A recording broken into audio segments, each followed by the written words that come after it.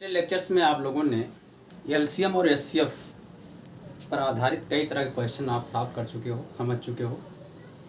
अब आज हम एलसीएम और एचसीएफ में क्या रिलेशन होता है वो आपको बताने वाले हैं। तो पहले एक छोटा सा एग्जांपल लेते हैं, दो संख्याएं लेते हैं और उसका हम एलसीएम और एचसीएफ निकालते हैं। फिर देखते हैं कि उन संख्याओं और एलसीएम और एचसीएफ में क्या रिलेशन बनता है, क्या संबंध बनता है। आइए देखते हैं, एक एग्जांपल के ज़रिए वो रिलेशन में फार्मूला इस्टेब्लिश करते हैं। माना दो नंबर, दो संख्याएं बराबर हम ले रहे हैं, कोई भी दो संख्या आप ले लीजिए, 20 और 24 हमने ले लिया। अब इसका हम एलसीएम निकालते हैं और एचसीएफ निकालते हैं। तो हमने आपको बताया कि एक ही फार्मूले से यानी डिवीज़न मेथड से एलसीएम और एचसीएफ आप निकाल सकते हैं। कई तरीके हमने बताए हैं, 3 तरीके बताए हैं, लेकिन उसमें से एक तरीका ऐसा है जिसकी सहायता से आप एलसीएम भी निकाल सकते हो, एचसीएफ भी निकाल सकते हो। जैसे क्या तरीका है, 20 सबसे शॉर्ट मेथड बताया गया है। ऐसे लिख लेंगे, उसके बाद ऐसे लाइन खींचेंगे तो सबसे छोटी संख्या प्राइम नंबर अभाज्य संख्या सबसे छोटी 2 है, उससे देखेंगे डिवाइड हो रहा है कि नहीं हो रहा है। तो 2 दहियम 20, 2 बरहियम 24, तो 2 से डिवाइड करेंगे। ठीक, फिर देखेंगे क्या 2 से डिवाइड हो रहा है कि नहीं हो रहा है। 2 छक 12 और 2 दहियम 20, ये 10 होगा। 2 पचे 10, 2 छक 12, 2 5 10, 2 6 12। अब इसके बाद फिर अब कोई ऐसी नंबर नहीं है जिससे डिवाइड हो, तो जब ये दोनों नंबर जहाँ तक डिवाइड हों वही उसका क्या हो जाएगा, एचसीएफ हो जाएगा। यानी ये हो जाएगा हमारा एचसीएफ, ये हो गया एचसीएफ। यही लिखेंगे एचसीएफ इज इक्वल टू, यानी मासा महत्तम समापवर्तक is equal to 2 into 2, 2 into 2 is equal to 4 हो गया। अब एलसीएम के लिए इसी को फिर आगे बढ़ेंगे। आप देखिए फिर ये 2 से ये कटेगा, मगर ये नहीं कटेगा, तो 2 से 5 लिखा, 2 तिहाई 6। अब फिर 3 से 5, 3 एकन्यम 3, फिर 5 से 5 एकन्यम 5, 5 एकन्यम 5। अब देखिए एचसीएफ हो जाएगा, एचसीएफ एलसीएम हो जाएगा लासा इज इक्वल टू, तो क्या हुआ, जो पहले वाला वो लिख ही लेंगे हम, 2 इंटू 2, यानी ये चीज़ लिख लेंगे। उसके बाद 2 3 5 लिख लेंगे, 2 3 5, 2 दूनी 4, दूनी 8, 5 40, तिहाई 120। ये हमारा हो गया एलसीएम यानी लासा, ये हो गया हमारा एचसीएफ। अब संख्याएं मालूम हमारे पास, एलसीएम निकल गया, एचसीएफ निकल गया। अब देखिए दोनों संख्याओं का गुणा करते हैं, लिखेंगे दोनों संख्याओं का गुणनफल, दोनों संख्याओं का गुणनफल बराबर 20 गुणे 24 बराबर 480। फिर लासा और मासा का गुणनफल निकालते हैं, लासा तथा मासा का गुणनफल।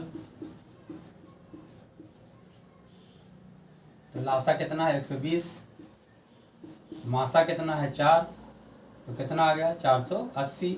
आप देख रहे हो दोनों बराबर आ रहा है, इसका मतलब दोनों संख्याओं का गुणनफल और लासा और मासा का गुणनफल आपस में बराबर होता है। तो रिलेशन यही हमारा रिलेशन हो गया। देयरफॉर दो संख्याओं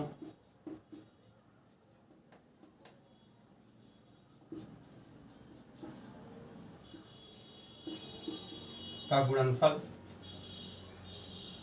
बराबर लासा गुणे मासा। ठीक है, या इसी को ऐसे लिख सकते हैं, या एक संख्या गुणे दूसरी संख्या बराबर लासा इंटू मासा। तो हमारा यही फार्मूला आ गया।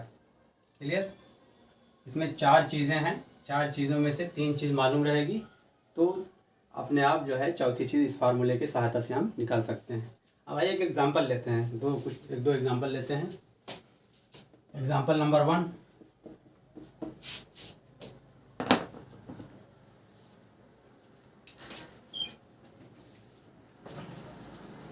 तीस तथा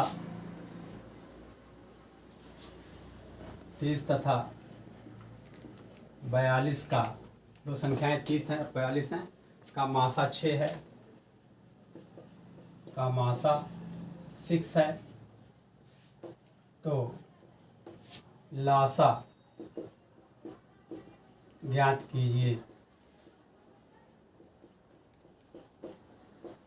ठीक है, क्या क्या दिया हुआ, दोनों संख्याएं दी हुई हैं और उसमें से मासा दिया हुआ, तो लासा ज्ञात करना है। सलूशन देखिए इसका कैसे करेंगे।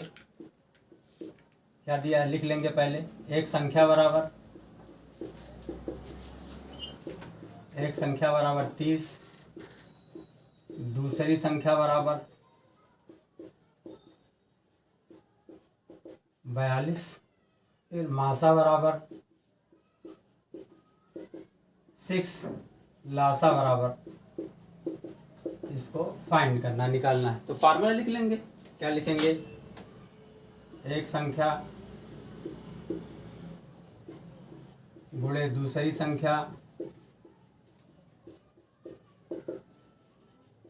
बराबर मासा गुणे लासा। ये फार्मूला लिख लिया। एक संख्या 30 है, इसकी जगह 30 रखा। दूसरी संख्या 42 है तो 42 रखा। मासा 6 है, 6 रखा। लासा निकालना है तो लासा ऐसे हमने लिख लिया। देयरफॉर लासा इज इक्वल टू, यानी लघुत्तम समापवर्त, इसको एलसीएम बोलते हैं, इज इक्वल टू 30 इंटू 42, 6 से डिवाइड हो जाएगा। 6 करने में 6, 6 सत्ते 42, 7 तियाएँ 21, हमारा 210 इसका लासा आ गया। क्लियर। चलिए दूसरा एग्जांपल लेते हैं। ऐसे बहुत से आप क्वेश्चन लगा, तरीका बस फार्मूला यही जो है, रिलेशन मिल गया है। इस रिलेशन की सहायता से लासा मासा आप निकालना जानते ही हो, इस फार्मूले में पुट कर देंगे। एग्जांपल नंबर 2,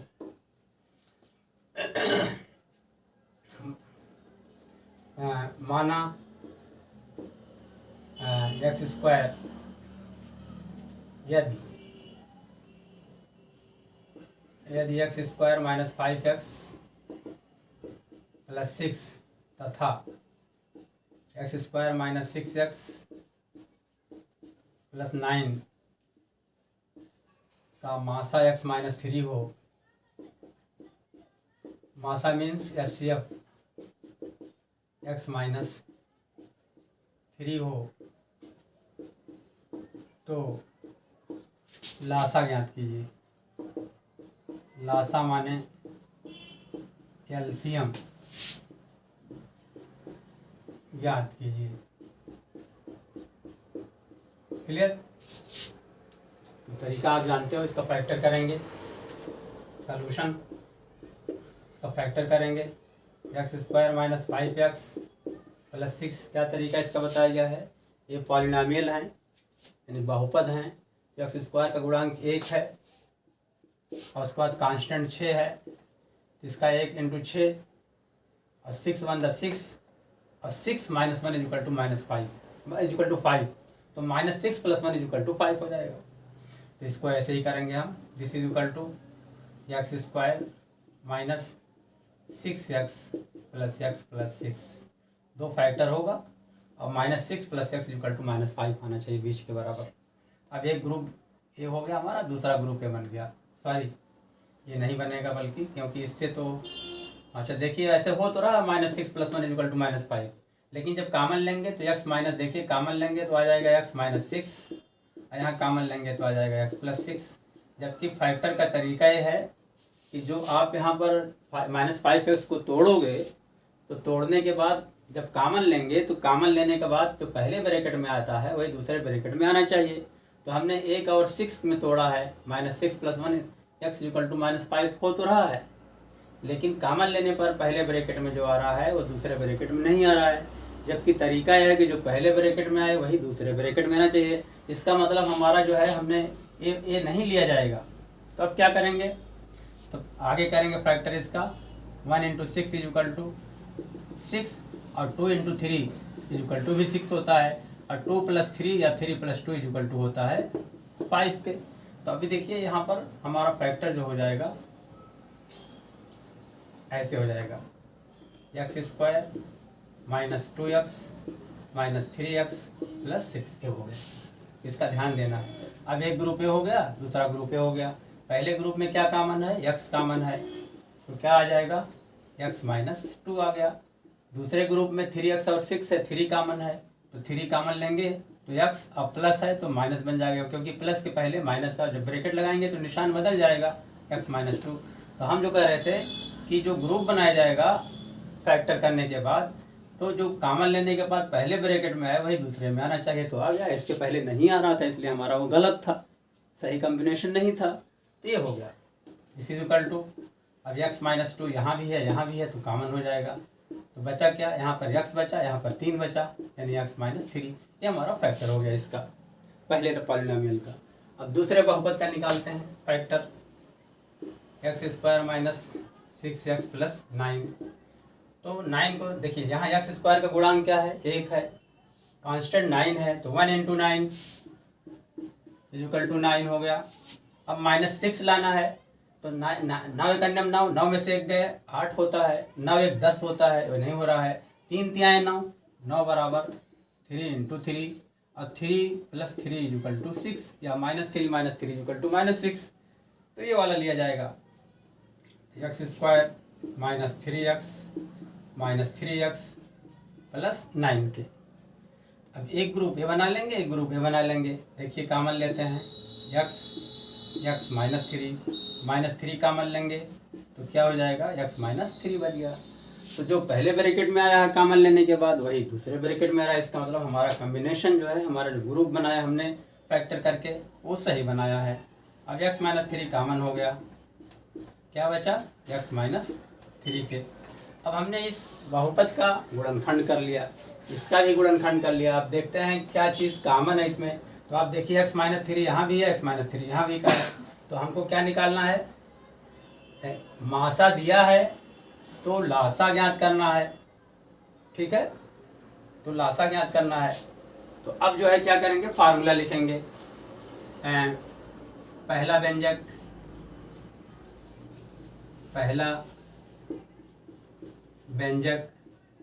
या पहला व्यंजक या पहली संख्या गुणे, यहाँ चूँकि व्यंजक है बहुपद है, गुणे दूसरा बहुपद लिख लेते हैं, या व्यंजक भी चलेगा। दूसरा व्यंजक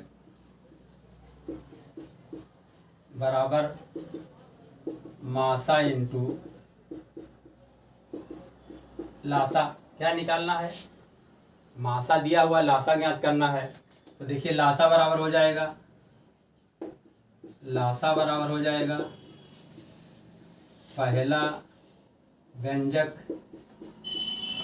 गुणे दूसरा व्यंजक, यानी first polynomial into second polynomial अपान मासा यानी एचसीएफ इज इक्वल टू। अब पहला तो x square minus 5x plus 6 है, इसका हमने फैक्टर कर लिया, तो लिख लेंगे यहाँ पर x minus 2 into x minus 3। फिर दूसरा व्यंजक क्या है, x minus 3 into x minus 3 अपान मासा हमारा कितना है, x माइनस 3 कैंसिल हो गया। तो क्या बचा, x minus 2 into x minus 3 into x minus 3। तो एक्स माइनस 3 2 बार आ रहा है तो होल स्क्वायर बन जाएगा। This is equal to x minus 2 into x minus 3 का होल स्क्वायर। हमारा ये क्या निकल आया, ये लासा निकल आया। क्लियर। तो चूँकि हम तो इसका फैक्टर करके यहीं से निकाल सकते थे। देखिए मासा x माइनस 3 कॉमन है तो x माइनस 3 हो जाता, और उसके बाद जो बचता उसको भी ले लेते, लासा हो जाता। लेकिन चूंकि हमको मासा ऑलरेडी दिया हुआ है तो लासा ज्ञात करना, तो हमको फार्मूले का प्रयोग करके ही यहाँ पर निकालना है। क्लियर। इस तरीके से जो है इस फार्मूले का उपयोग करके आप तमाम क्वेश्चन को सॉल्व कर सकते हो।